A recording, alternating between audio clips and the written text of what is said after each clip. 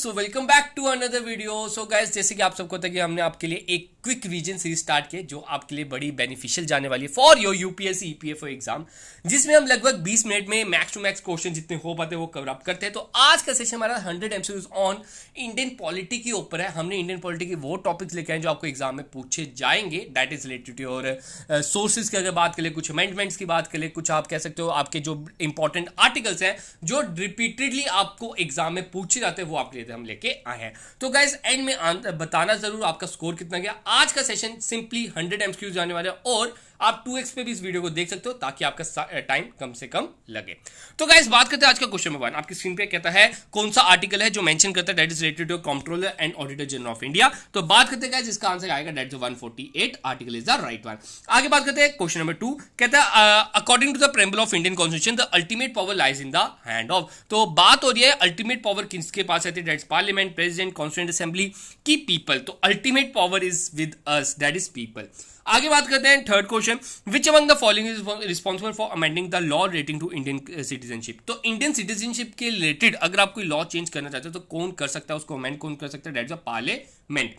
बात करते हैं question number 4। Rajya Sabha was establish on. अब राज्यसभा की बात हो रही है, ठीक है, लोकसभा एंड राज्यसभा। अब राज्यसभा की अगर एस्टैब्लिशमेंट की बात करें तो राज्यसभा डेट फॉर्म ऑन 3 अप्रैल 1952। बात करते हैं क्वेश्चन नंबर 5। क्वेश्चन नंबर 5 कहते हैं विच of the following committee recommended the establishment of Panchayati Raj system. देखो, पंचायती राज सिस्टम था दैट जो 3 टायर सिस्टम की बात हो रही है। तो 3 टायर सिस्टम से याद रखना 3 नाम थे इनके, एक तरह से 3 वर्ड से एक तरह से नाम बना, that is Balwant Rai Mehta committee. तो ये चीज आप याद रखना, ठीक है, बलवंत राय मेहता कमेटी। बात करते हैं question number 6। Who among the following act as a medium for communication between president and council minister. तो प्रेसिडेंट एंड काउंसिल मिनिस्टर के बीच में एक तरह से मीडिएटर कौन काम करता है, तो 6 का आंसर आप करेंगे that is PM, prime minister. आगे बात करते हैं अपने next question. Question number 7, which of the following state does not follow Panchayati Raj system. अब पंचायती राज सिस्टम कौन सा इसमें से स्टेट फॉलो नहीं करती है, ठीक है, तो 7th का आंसर आप करेंगे that is Mizoram. Mizoram is the right one. Question number 8, which of the following body is considered the guardian of the fundamental right. तो फंडामेंटल राइट को प्रोटेक्ट करने के लिए कौन सी बॉडी इसमें कंसिडर की जा रही है, that is judiciary. Next question number 9, the legislative assembly of Delhi can only make law on. तो अगर बात करें जो लेजिस्लेटिव असेंबली ऑफ दिल्ली है वो किसके ऊपर एक तरह से लॉ बना सकती है, तो that is only on public, ठीक है, पब्लिक के ऊपर बना सकती है, लैंड एंड पुलिस उनके हाथ में नहीं है। आगे बात करते हैं, who among the following take an oath to uphold the constitution and law simultaneously. मतलब ओथ जो लेता है to uphold the constitution and law simultaneously, दोनों, दैट 10th का आपका आंसर है दैट जो A option, chief justice of India. अब आप सबने कमेंट सेक्शन में लिख के बताना है अभी रिसेंटली हमारे 50th सीजीआई कौन है, ठीक है, ये आपके लिए होमवर्क है, जल्दी से कमेंट सेक्शन में लिख के बताना। आगे बात करते हैं, president nominates dash member of Lok Sabha and dash members of Rajya Sabha. अब आप सबको होता है कि आपके लोकसभा में कुछ एक तरह से नंबर्स होते हैं जो एक तरह से प्रेसिडेंट जिनको नॉमिनेट करता है, और अगर बात करें राज्यसभा में भी आपके कुछ मेंबर्स होते हैं जिनको प्रेसिडेंट नॉमिनेट करता है। तो इसका आंसर क्या रहेगा, दैट 11th का आंसर ए ऑप्शन रहेगा, दैट 2% इन लोकसभा एंड 12% इन राज्यसभा। आगे बात करते हैं question number 12, which of the following fundamental right protects forced labour and children working under 14 year. जो 14 साल के नीचे है उनको एक तरह से रोकने के लिए, ठीक है, तो कौन सा फंडामेंटल राइट रहेगा, नाम से सजेस्ट कर सर इसमें एक्सप्लॉयटेशन से हमने बचाना है, तो right to exploitation is the right one. Question number 13, the maximum period prescribe for the state emergencies dash and for emergency financial emergencies dash.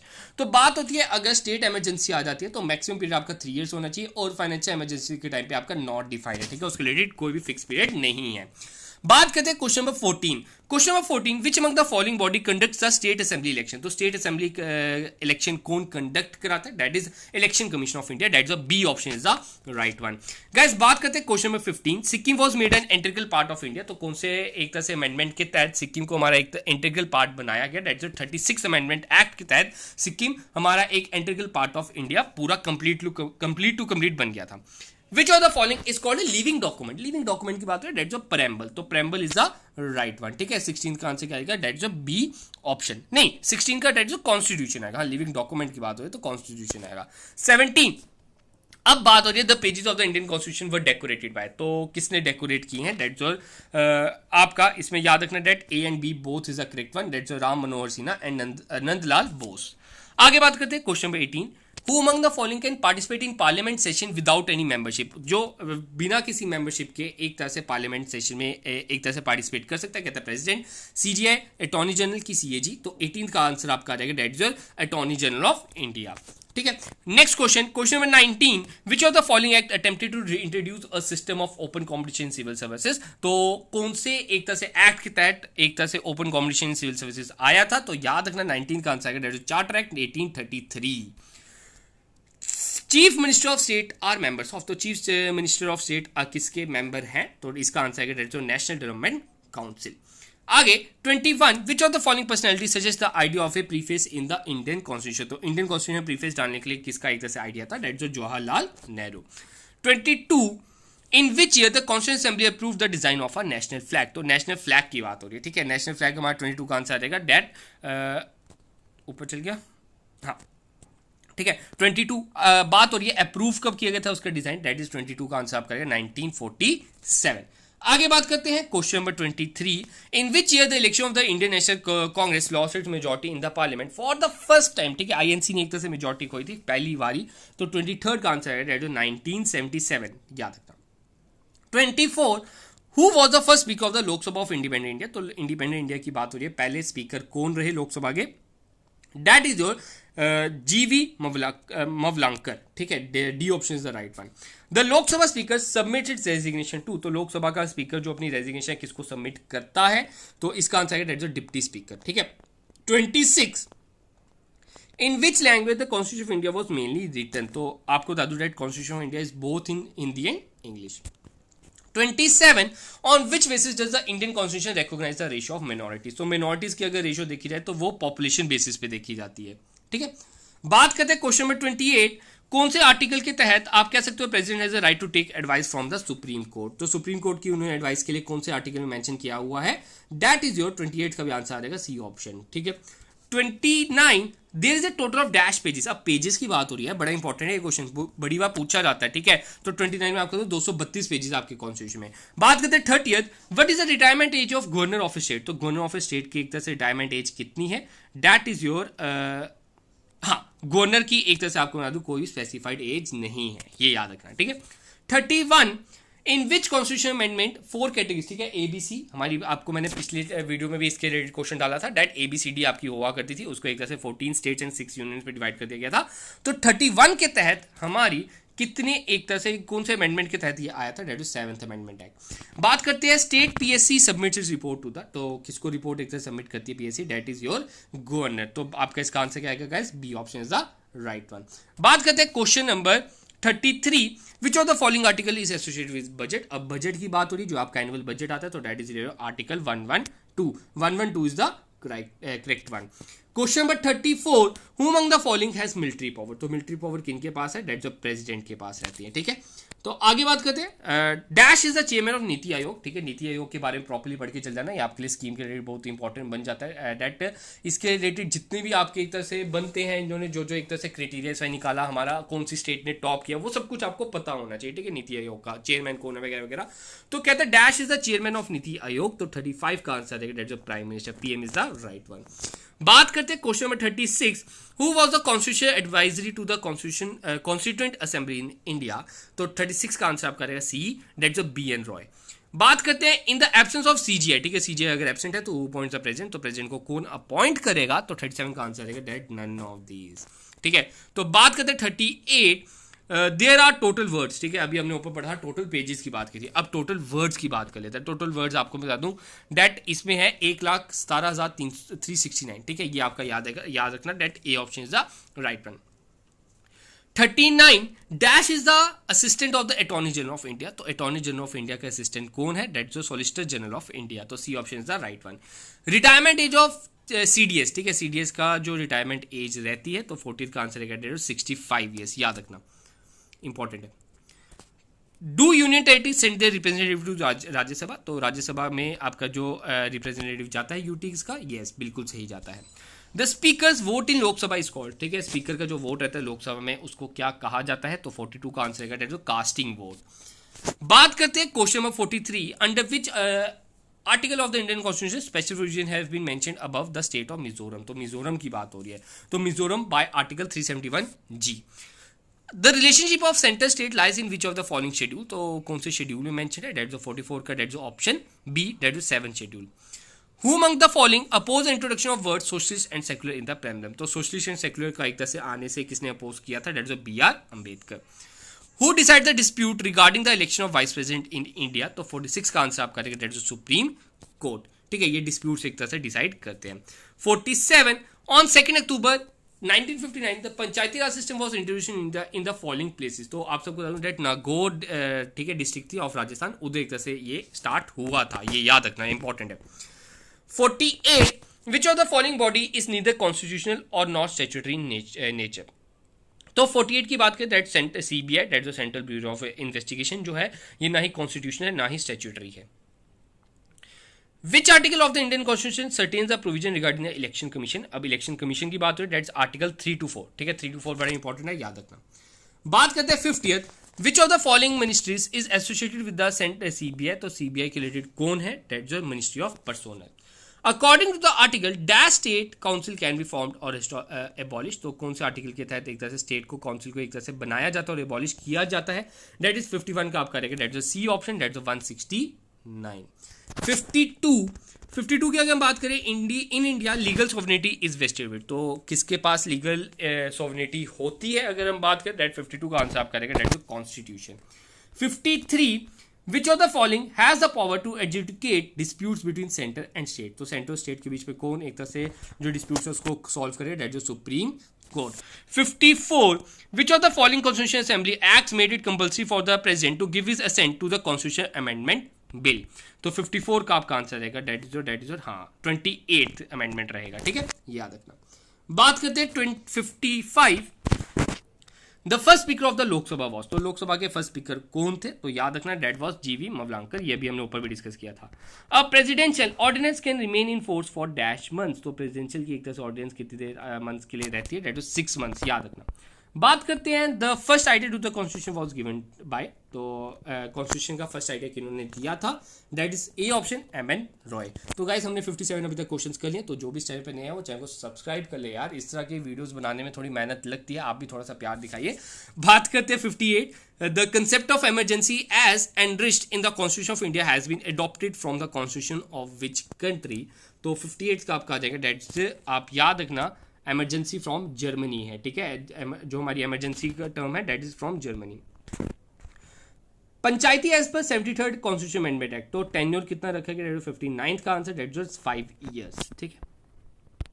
60th which of the following committee accepted the reorganisation of state based on one language one state. आप सबको बता दूं इसमें से क्या कोई भी committee ने एक तरह से इसको एक्सेप्ट नहीं किया था, सबने रिजेक्ट ही किया था वन लैंग्वेज वन स्टेट को. 61 article 368 of Indian constitution design. ठीक है, तो आर्टिकल 368 कहां से लिया गया? आप सबने पहले कमेंट सेक्शन में बताना सर आर्टिकल 368 है कौन सा. तो आर्टिकल 368 हमारा कहां से लिया गया अगर बात करें, दैट इज साउथ अफ्रीका. बात करते हैं question number 62 from which countries constitution the concept of judicial review is drive. तो जुडिशियल रिव्यू कहां से लिया गया? That is in the USA.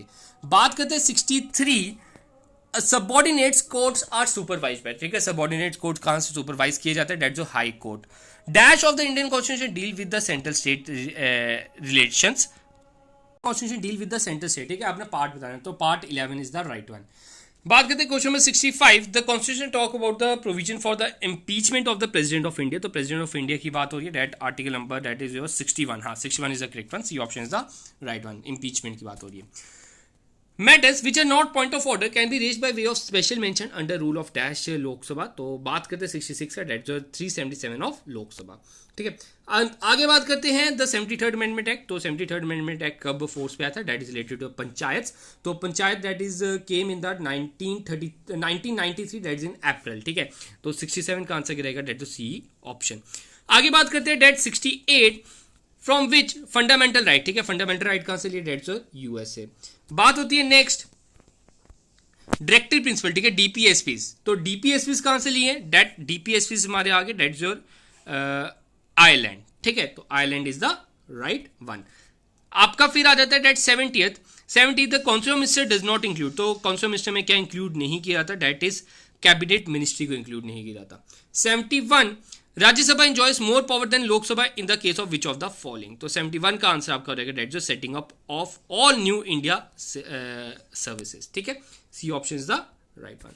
72 the in Indian polity which among the following is supreme, तो कौन एक तरह से सुप्रीम है, दैट इज कॉन्स्टिट्यूशन, तो कॉन्स्टिट्यूशन इज द सुप्रीम, याद रखना। 73 no confidential motion to be admit in the Lok Sabha needs the support of dash member, तो 73 का आप करेंगे that is B option 50 members, ठीक है, तो 73 का बी ऑप्शन है।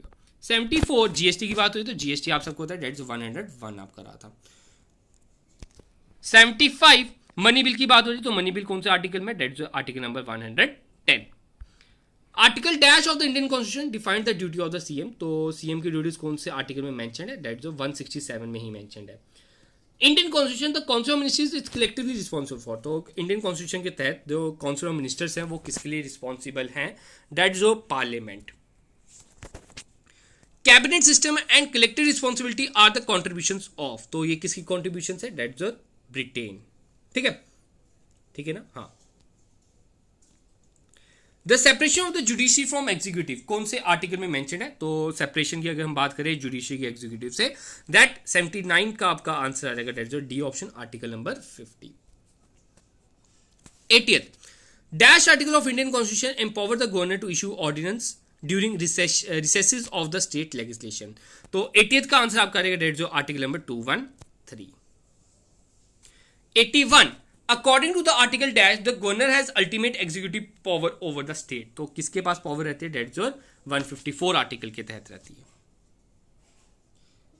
82 how many Indian prime minister died while in office, ठीक है, 82 का आपका आंसर है डेट जो C option 3 PMs have died while in office. तो अगर बात करें हमारे 3 कौन थे, डेट जो इंदिरा गांधी, जवाहरलाल नेहरू एंड लाल बहादुर शास्त्री। आगे बात करते हैं next, the total number of ministries include the PM shall not exceed, तो किसके ऊपर नहीं होना चाहिए, डेट 83 का आंसर आप गए, डेट जो 15% ऑफ मेंबर से ज्यादा नहीं होने चाहिए। Constitution of India is divided into dash chapter, तो कितने चैप्टर से अगर बात करें, डेट इज 22 चैप्टर्स। बात करते हैं after how many days of the absence from the parliament without prior permission can be MP B disqualified, तो आप सबको बता दूं 60 दिन से ज्यादा अगर छुट्टी पे है और बिना कोई एक तरह से एब्सेंस का एक तरह से बताया भी नहीं है उसने, तो एक तरह से उसको बाहर निकाला जा सकता है। 86 The provision of the Constitution of legislation in states is enriched in article dash of the Constitution, तो 86 का आंसर आप करें 168 of the Constitution. Who appoint the HOC committee on parliament, तो 87 का आपका आंसर है डेट जो speaker of Lok Sabha and chairman of Rajya Sabha, ठीक है, A and B both. Stability of government is assured in the, तो गवर्नमेंट की स्टेबिलिटी कहां पे एश्योर की जाती है, डेट 88 का आंसर आप करेगा presidential form. Supreme court is the guardian for, तो सुप्रीम कोर्ट किसका guardian, that is the fundamental right, ये हमने पहले भी डिस्कस किया। 90 the organs of Indian parliament, तो इंडियन पार्लियामेंट के ऑर्गन्स कौन आते हैं, that is Lok Sabha, Rajya Sabha and president.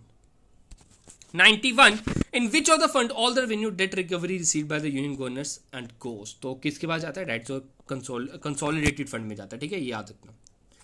92 कौन से आर्टिकल के तहत इंडियन कॉन्स्टिट्यूशन को प्रेसिडेंट की अथॉरिटी जो है वो डिसॉल्व कर देता है लोकसभा, डेट कौन सा आर्टिकल के तहत, डेट 92 का आंसर आएगा आर्टिकल नंबर 85।